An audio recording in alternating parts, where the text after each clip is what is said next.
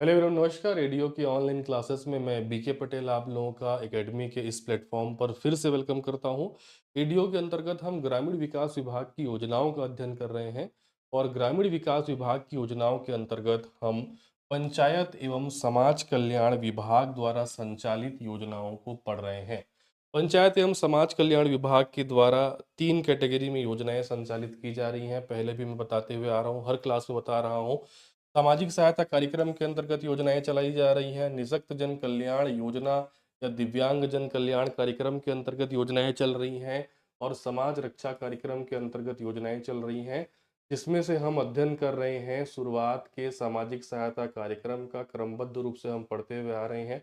इससे पहले की क्लासेस भी आप अनिवार्य रूप से देख लीजिए, क्योंकि पंचायत एवं समाज कल्याण विभाग की योजनाएं एग्जाम के पॉइंट ऑफ व्यू से सर्वाधिक महत्वपूर्ण है ग्रामीण विकास विभाग वाले हिस्से में। ठीक है, तो मैं आपको बता चुका हूं कि पंचायत एवं समाज कल्याण विभाग के द्वारा जो सामाजिक सहायता कार्यक्रम चल रहा है, इसके अंतर्गत आपको 7 प्रकार की योजनाएं याद रखनी है। सामाजिक सुरक्षा पेंशन योजना, सुखद सहारा योजना, मुख्यमंत्री पेंशन योजना, इंदिरा गांधी जी के नाम पे 3 योजना है, इंदिरा गांधी राष्ट्रीय वृद्धावस्था पेंशन योजना, इंदिरा गांधी राष्ट्रीय विधवा पेंशन योजना और इंदिरा गांधी राष्ट्रीय निःशक्त जन या दिव्यांग जन पेंशन योजना, और एक है राष्ट्रीय परिवार सहायता योजना या कार्यक्रम।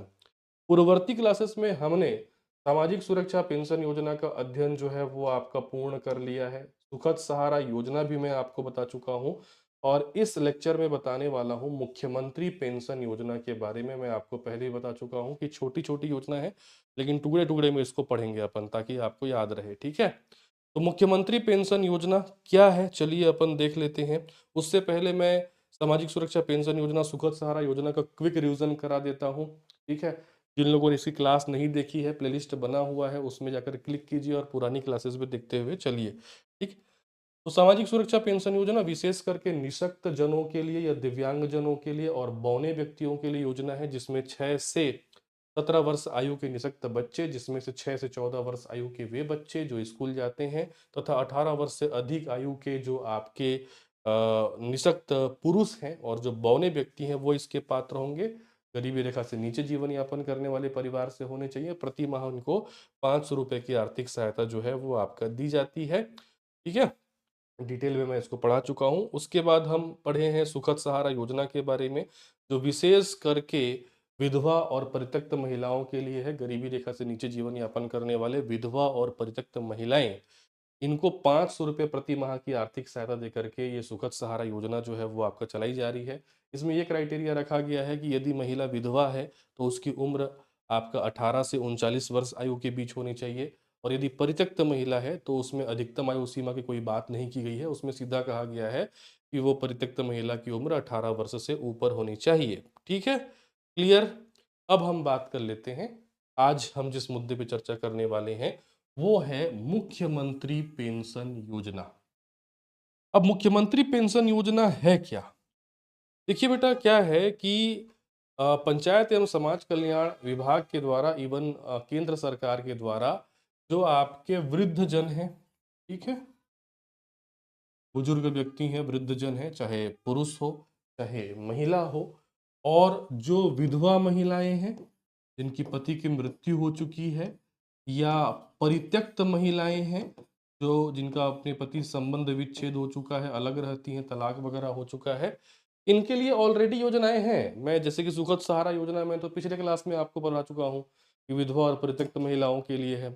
इसके अलावा वृद्ध जनों के लिए वृद्धावस्था पेंशन योजना भी है, इंदिरा गांधी वृद्धावस्था पेंशन योजना। तो फिर जब इनके लिए इंडिविजुअल योजनाएं हैं तो ये मुख्यमंत्री पेंशन योजना क्यों? तो एक्चुअल में राज्य सरकार ने ये पहल किया कि जो वृद्ध जन है ना, और जो विधवा परित्यक्त महिलाएं हैं, किसी कारणवश, है ना, यदि मान लो वो किसी और योजना के तहत उनको लाभ नहीं मिल रहा है, तो उनको मुख्यमंत्री पेंशन योजना के तहत लाभ मिलेगा। याद रखिएगा, कोई भी लाभार्थी एक साथ किसी 2 योजना का लाभ नहीं ले सकता, किसी एक योजना का ही लाभ लेगा वो। तो मान लो सुखद सहारा योजना के तहत किसी विधवा परित्यक्त महिलाओं को लाभ नहीं मिल रहा है तो वो मुख्यमंत्री पेंशन योजना में अप्लाई कर।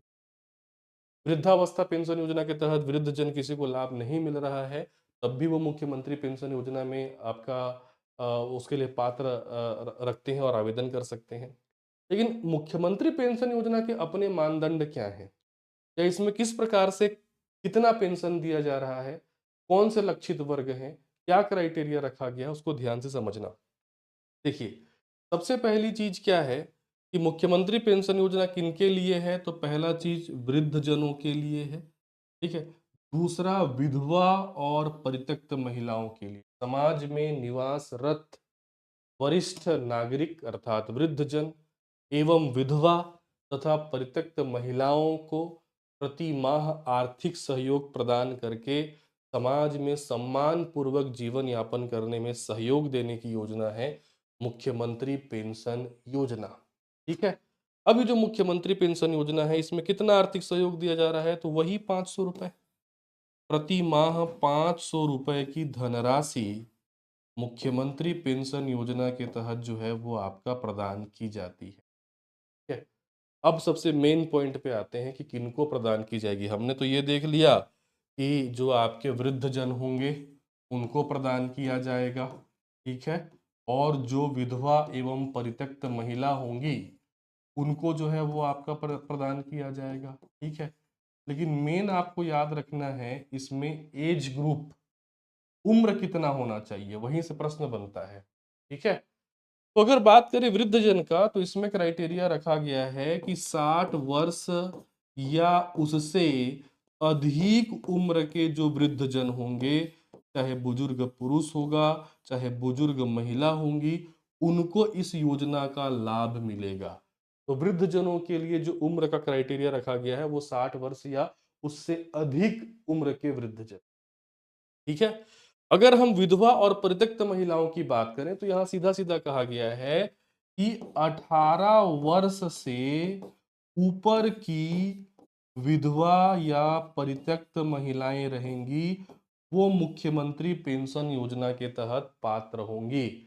इससे पहले देखो मैं आपको सुखद सहारा योजना पढ़ाया था। सुखद सहारा योजना में मैंने कहा था वो भी विधवा और परित्यक्त महिलाओं के लिए है, लेकिन उसमें विधवाओं के लिए क्या एज कैटेगरी है? 18 से 39 वर्ष। और परित्यक्ता के लिए क्या कहा गया है? 18 वर्ष से ऊपर। परित्यक्ता के लिए कोई अधिकतम उम्र सीमा नहीं रखी गई है।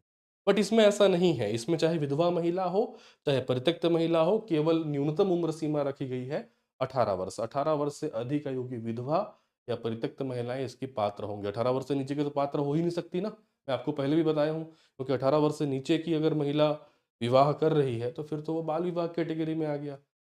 तो बस आपको याद रखना है वृद्धजनों के लिए 60 वर्ष से अधिक की आयु होनी चाहिए और विधवा परित्यक्त महिलाओं की जो आयु है वो 18 वर्ष से ऊपर की होनी चाहिए। बट अब इसमें मेन पॉइंट बचा हुआ है, उसको समझना। यहाँ पे देखो मैंने लिखा हुआ है socio economic and caste census 2011। इसका मतलब क्या होता है बेटा? इसका मतलब होता है सामाजिक आर्थिक एवं जातिगत जनगणना 2011। सामाजिक आर्थिक एवं जातिगत जनगणना 2011, इसको शॉर्ट में SECC भी कहा जाता है। इस नाम से ज्यादातर पूछेगा आपको, तो कंफ्यूज मत होना। ACCC का फुल फॉर्म क्या है? Socio economic and caste census 2011। इसको SECC डेटा भी कहा जाता है। 2011 में सामाजिक आर्थिक एवं सामाजिक जो है सामाजिक आर्थिक एवं जातिगत जो है जनगणना हुई थी। अब ये जो सामाजिक आर्थिक एवं जातिगत जनगणना है 2011 सर्वे सूची के नाम से भी सामान्य शब्दों में इसको जाना जाता है। इस socio economic and caste census में, इस एसईसीसी सर्वे सूची में 7 वंचन सूचकांक थे। 7 वंचन सूचकांक, ठीक है, ध्यान से समझिएगा। इसमें क्या थे मैं बोल रहा हूं? इसमें 7 वंचन सूचकांक। अब सर ये वंचन सूचकांक क्या है? देखो बेटा इसमें 7 प्रकार की कैटेगरी बनाई गई थी, है ना। ये ऐसा नॉर्मल कैटेगरी नहीं है जैसे 2002 में जो गरीबी रेखा सर्वे हुआ था, वैसा नहीं है। इसमें 7 कैटेगरी बनाई गई थी। इस 7 कैटेगरी में से यदि ये बिलोंग करते हैं, इस 7 वंचन सूचकांक में से ये वृद्ध जन या विधवा परित्यक्त महिलाएंगी, तभी वो मुख्यमंत्री पेंशन योजना के लिए पात्र होंगी। एक बार वो 7 वंचन सूचकांक मैं बता देता हूँ, हालाँकि वो 7 वंचन सूचकांक पूछे जाने की संभावना आपके एग्ज़ाम में कम है, लेकिन अगर आपके दिमाग में जिज्ञासा हो रही है कि 7 वंचन सूचकांक क्या है, तो एक बार पढ़ लीजिए, ठीक है? देखो, 2011 में जो एसीसीसी सर्वे हुआ था, सोशियो इकोनॉमिक कास्ट सेंसस, है ना? सामाजिक, आर्थिक एवं जातिगत जनगणना, उसमें 7 वंचन सूचकांक जो है वो आपका बनाया गया था। 7 वंचन सूचकांक मतलब 7 प्रकार की गरीबी मान सकते हो, ठीक है? सामान्य भाषा में। जिसमें से पहला वंचन सूचकांक देख लो, ऐसे परिवार जिनका जो आपका घर हो, वो केवल 1 कमरा, कच्ची दीवार और कच्ची छत वाले परिवार, ये पहला वंचन सूचकांक हो गया। वंचन मतलब वो वंचित हैं, ठीक है? 7 प्रकार के वंचन, ठीक? तो पहला क्या है? घर में 1 कमरा या कच्ची दीवार या कच्ची छत वाले परिवार। दूसरा, ऐसे परिवार जिनके घर में 60 से 59 वर्ष आयु के बीच का कोई वयस्क सदस्य नहीं है, चाहे पुरुष हो चाहे महिला।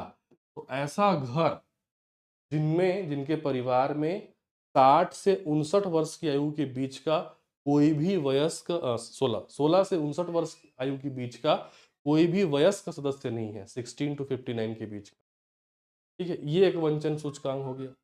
तीसरा वंचन सूचकांक हो गया कि मान लीजिए किसी घर में जो मुखिया है वो महिला है, तो उस महिला मुखिया के परिवार में यदि 16 से, बार बार मेरे मुंह से 60 निकल जा रहा है, ये 16 है, 16 से 59 वर्ष के बीच का कोई वयस्क पुरुष सदस्य नहीं है, तो ये तीसरा वंचन सूचकांक। पहला वंचन सूचकांक क्या है?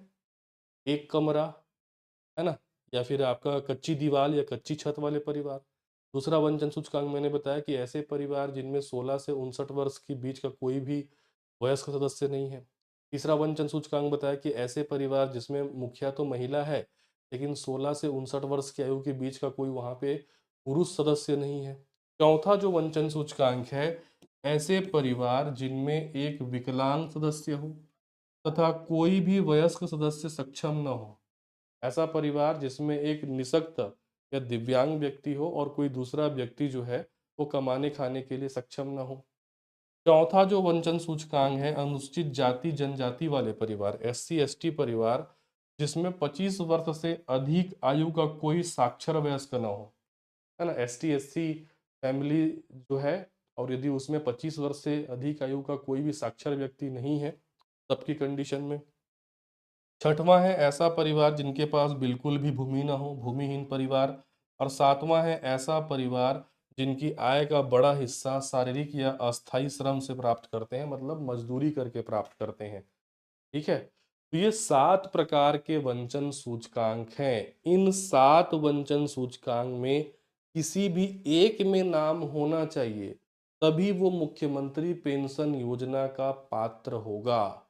आई बात समझ में? फिर से आपको बता रहा हूँ मुख्यमंत्री पेंशन योजना क्या है। मुख्यमंत्री पेंशन योजना आपका वृद्धजनों, विधवा और परित्यक्त महिलाओं को प्रति माह 500 रुपए की आर्थिक सहायता प्रदान कर उनको सम्मान पूर्वक जीवन यापन करने में सहयोग देने की योजना है। इसके लिए जो वृद्धजन हैं उनकी आयु 60 वर्ष से अधिक होनी चाहिए। विधवा या परित्यक्त महिलाएं हैं तो उनकी आयु जो है वो 18 वर्ष से ऊपर होनी चाहिए। साथ ही socio economic and caste census 2011, SECC सूची 2011, सामाजिक आर्थिक एवं जातिगत 2011 जो जनगणना हुई थी, उसमें जो 7 वंचन सूचकांक हैं, उन 7 वंचन सूचकांक में से किसी एक में उनका नाम होना चाहिए। फिर से बोल दे रहा हूँ, पहला वंचन सूचकांक है 1 कमरा या फिर आपका कच्ची दीवार और कच्ची छत वाले परिवार। दूसरा वंचन सूचकांक है ऐसे परिवार जिसमें 16 से 59 वर्ष आयु का कोई भी पुरुष मतलब वयस्क सदस्य न हो। तीसरा होता है महिला मुखिया वाला परिवार जिसमें 16 से 59 वर्ष आयु के बीच का कोई पुरुष सदस्य न हो। चौथा वंचन सूचकांक ऐसा परिवार जिसमें एक विकलांग सदस्य है और कोई दूसरा जो है सक्षम सदस्य नहीं है। चौथा जो वंचन सूचकांक है एसटी एससी वाले परिवार जिसमें 25 वर्ष से अधिक आयु का कोई भी व्यक्ति साक्षर नहीं है। 6वां है भूमिहीन परिवार। 7वां है ऐसा परिवार जिनकी आय का अधिकतम हिस्सा मजदूरी से आता हो। तो इस 7 वंचन सूचकांक में से किसी एक में भी बिलॉन्ग करते हैं वृद्धजन या फिर विधवा परित्यक्त महिलाएं, तो उनको जो है इस मुख्यमंत्री पेंशन योजना के तहत 500 रुपये प्रति माह पेंशन दिया जाता है। तो इस प्रकार हमने सामाजिक सहायता कार्यक्रम के अंतर्गत कौन कौन सी योजनाएं पढ़ ली। शुरुआत को मैं फिर से एक बार आपको बता दे रहा हूँ, ठीक है। सामाजिक सहायता कार्यक्रम का हम अध्ययन कर रहे हैं, जिसके अंतर्गत हम जो है आपका देख लिए कौन कौन सा सामाजिक सुरक्षा पेंशन योजना, सुकद सहारा योजना, और अभी इस लेक्चर में बताया मैंने आपको मुख्यमंत्री पेंशन योजना। बाकी योजनाओं को हम क्रमबद्ध आगे क्लास में पढ़ेंगे, ठीक है। अंतिम में मैं आपको हमारे एडीओ कंप्लीट कोर्स के बारे में और 3 सब्जेक्ट कोर्स के बारे में बता देता हूँ। एडीओ की बिल्कुल नई बैच जो है वो आपका चल रही है, बिल्कुल अपडेटेड नया बैच है। एडीओ 3 सब्जेक्ट भी आपका चल रहा है। एडीओ कंप्लीट कोर्स भी जो है वो आपका चल रहा है, जिसमें सारे जो आपके सब्जेक्ट है वो मेरे द्वारा जो है वो आपका लिए जा रहे हैं। तो यदि आप मेरे साथ मिलकर के संस्था के मार्गदर्शन में एडीओ में सिलेक्शन को एक कदम आगे लेकर के जाना चाहते हैं, तो आप हमारा ऑनलाइन कोर्स जो है ज्वाइन कर सकते हैं। ऑनलाइन कोर्स के बारे में ज़्यादा जानकारी आपको हमारे एप्लीकेशन में मिल जाएगी। एप्लीकेशन का लिंक इस क्लास के डिस्क्रिप्शन में और फर्स्ट कमेंट बॉक्स में दिया हुआ है। इसके अलावा स्क्रीन के नीचे जो व्हाट्सअप नंबर स्क्रॉल हो रहा है 7470960094 पर व्हाट्सअप करके भी आप डिटेल जानकारी प्राप्त कर सकते हैं। मिलता हूं मैं आपको अगले लेक्चर में। धन्यवाद, थैंक यू।